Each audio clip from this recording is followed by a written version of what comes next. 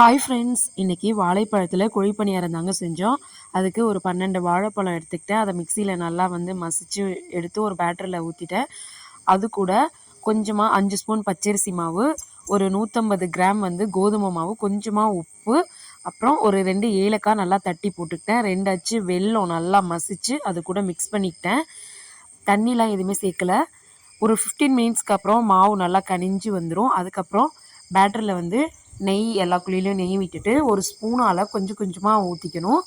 நான் சிம்லேயே தாங்க வைக்கணும். சிம்மில் வச்சா மட்டும்தான் நல்லா சாஃப்டாக வெந்து நல்லா வரும்.